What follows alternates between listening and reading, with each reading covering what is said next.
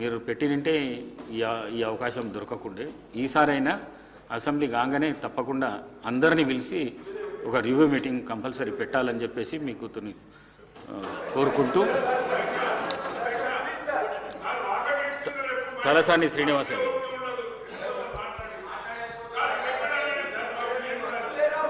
Speaker గారు permission ఇచ్చారు. Speaker గారు పర్మిషన్ ఇచ్చారు, మీకు ధన్యవాదాలు. సరే, ఇప్పుడు ఈ క్వశ్చన్లో అధ్యక్ష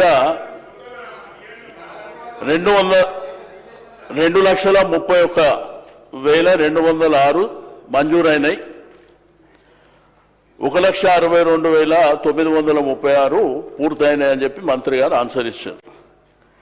ఈ డబుల్ బెడ్రూమ్లు 2.5 సంవత్సరాలలో మీరు వచ్చిన తర్వాత ఈ 1,62,000 ఒక్కటన్నా మీరు కట్టినరా అనేది కూడా చెప్పవలసినటువంటి అవసరం ఉన్నది. ఇవి గత గవర్నమెంట్ కట్టినాయా, మీరు వచ్చినాక కట్టినాయా? రెండోది అధ్యక్ష, ఆ రోజు హైదరాబాద్ జంట నగరాల్లో పేద వర్గాల ప్రజలు చాలా ప్రాంతాలలో అన్ని నియోజకవర్గాలలో విపరీతంగా పెరిగిపోతున్నటువంటి సందర్భంలో కేసీఆర్ గారు ముఖ్యమంత్రి ఉన్నప్పుడు ఫస్ట్ టైం నియోజకవర్గం అధ్యక్ష ఐడిహెచ్ కాలనీ, అది డెలాబరేట్ కండిషన్ ఉండి వర్షం వస్తే వాళ్ళు కూలిపోయి చనిపోయే ప్రమాదం ఉందని చెప్పి వారిని రిక్వెస్ట్ చేస్తే వారు వచ్చారు. అక్కడి నుంచి శ్రీకారం చుట్టిందే ఈ డబుల్ బెడ్రూమ్ ఇల్లు అధ్యక్ష. ఆ తర్వాత ఆ ఇల్లు కంప్లీట్ అయిన తర్వాత మధ్యలో మన రాష్ట్ర గవర్నర్ గారు నరసింహన్ గారు కూడా అక్కడికి వచ్చి విజిట్ చేసి ఇది అద్భుతంగా ఉంది, ఢిల్లీలో ఐఏఎస్ ఐపీఎస్లో కూడా లేదనేది చెప్పినటువంటిది. నేను మంత్రి గారికి రిక్వెస్ట్ చేసేది ఏంటంటే, మీరు 99 రోజుల ప్రోగ్రాంలో ఏదైతే ఖాళీ ప్రాంతాలలో కట్టినటువంటి ఇండ్లేమో మీరు 99 డేస్లో ఇవ్వండి. ఏదైతే జంట నగరాల్లో సికింద్రాబాద్, హైదరాబాద్ పేద వర్గాలు ఉన్నటువంటి ప్రాంతాల్లో వాళ్ళని అక్కడి నుంచి తీసేసి కట్టిన ఇండ్లు అవి. కానీ ఇప్పుడు ఏంటంటే వాళ్ళ దగ్గర ఉన్నటువంటి వివరాలలో ఒక 12-14 వివరాలు కావాలని అడుగుతుండ్రు. బట్ మీకు అందరూ తెలుసు, 70-80 సంవత్సరాల నుంచి నివాసం ఉంటున్నటువంటి వాళ్ళ దగ్గర కొన్ని పేపర్లు అందుబాటులో ఉండవు, వాళ్ళు దాచుకోవడం కూడా ఉండదు. ఆ ప్రాంతంలో ఏంటంటే ఇవి ఖాళీ ఉన్నాయి కదా అని చెప్పి మీరు వేరేళ్ళకి అలర్ట్ చేసేటువంటి కార్యక్రమం చేస్తే అక్కడ అన్ని బస్తీలలో గొడవలు జరుగుతున్నాయి.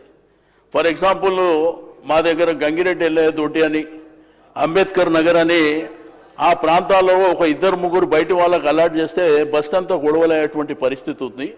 కాబట్టి ఆ బస్తీ వాళ్ళని కాన్ఫిడెన్స్లోకి తీసుకొని ఒరిజినల్గా వాళ్ళకు రానటువంటి వాళ్ళు, వాళ్ళ దగ్గర పేపర్లు ప్రాపర్గా లేనటువంటి వాళ్ళు కొంత, ఎందుకంటే మన హైదరాబాద్ సిటీ స్లమ్లలో పేపర్లు ఉండవు అధ్యక్ష. కాబట్టి వాళ్ళ నివాసం 70-80 సంవత్సరాల నుంచి ఉంటారు. ఇవన్నీ దృష్టిలో ఉంచుకోవాలని చెప్పి. కానీ మేము ఒక్క డబుల్ బెడ్రూమ్ ఇల్లు కట్టలేదని చెప్పి ఎలక్షన్ల ముందు చెప్పారు. గౌరవ ఇప్పుడు మా ఉప ముఖ్యమంత్రి గారు మా బట్టన్నని తీసుకొని నేనే చాలా ప్రాంతాలలో డబుల్ బెడ్ ఇండ్ల కోసం మరి విజిట్ చేసి అక్కడ కట్టినవి కూడా చూపించినటువంటిది. కాబట్టి నేనేమంటున్నా, గవర్నమెంట్ అనేది రొటీన్ ప్రాసెస్. సరే, కట్టినం ఏమైనప్పటికీ ప్రభుత్వము మరి మీది ఉన్నప్పటికీ దయచేసి ఇప్పుడు మీరు 2.5 సంవత్సరాల్లో ఒక ఇల్లు కట్టలే, మరి రాబో కాలంలో హైదరాబాద్ సిటీలో డబుల్ బెడ్రూమ్ ఇల్లు ఏమన్నా కడతారా? మా వంశాన్ని అయితే చాలా అద్భుతంగా చెప్పిండు, అల్లుడు వస్తే, కోడలు వస్తే, అత్త వస్తే అని చెప్పి సీఎం గారు కేసీఆర్. అందుకే నేను ఎవరెవరు మాట్లాడే వాళ్ళు ఉన్నారో నా ఎంబడి వస్తే తీసుకుపోయి చూపిస్తా. అందులో బిడ్డ కోసము అల్లుని కోసం ఎట్లా పెట్టినరో, ఎట్లా అద్భుతంగా కట్టినరో చూపిస్తా.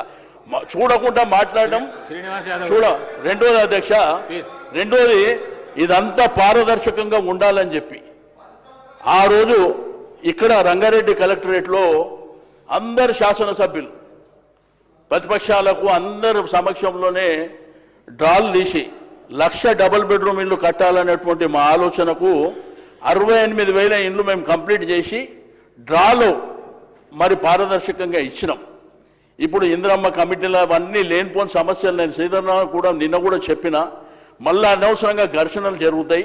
మీరు పేదవాళ్ళని దృష్టిలో ఉంచుకొని, బిలో పవర్టీ లైన్ ఉన్న వాళ్ళని దృష్టిలో ఉంచుకొని మీరు చేయవలసిందిగా కోరుతూ చివరిగా మా రెవెన్యూ మినిస్టర్ గారు, హౌసింగ్ మినిస్టర్ గారికి, మీరు హైదరాబాద్ సిటీలో ఇప్పుడు 2.5 సంవత్సరాల నుంచి ఒక ఇల్లు కట్టలే, ఇప్పుడు ఏమన్నా భవిష్యత్తులో కడతారా?